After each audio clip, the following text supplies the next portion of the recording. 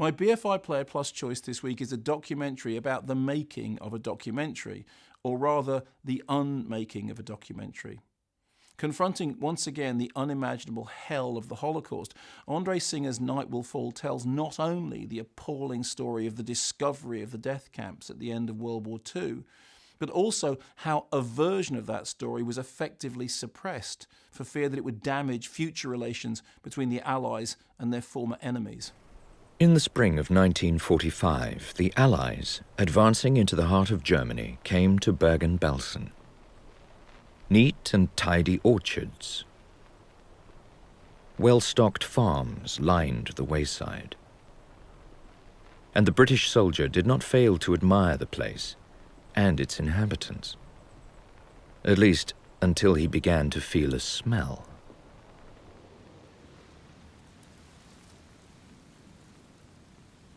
Then dawn came up, and then we could see where the stench was coming from.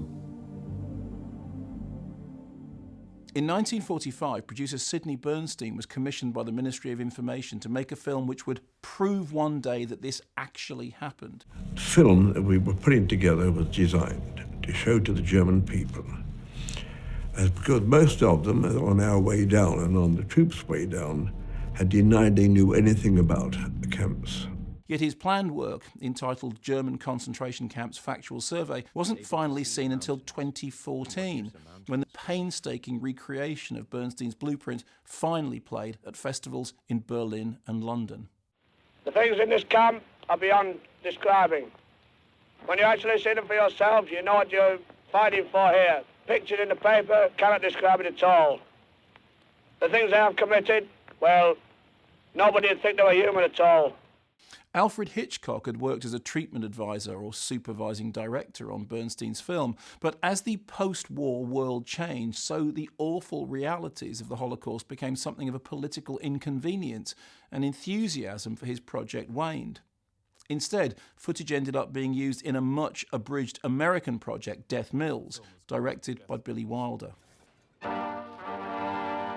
Andre Singer's impressively thoughtful and sober documentary serves as a contextualizing companion piece to German concentration camps Factual Survey, juxtaposing horrifying raw footage from the death camps with interviews with those who first viewed these appalling images. Editor John Krish recalls watching 4 hours of Dachau footage in negative while a US sergeant declares, "I had peered into hell." But Singer also documents the suppression and resurrection of Bernstein's film, reminding us of the power of the cinematic medium to ensure that this terrible chapter of history will never be forgotten.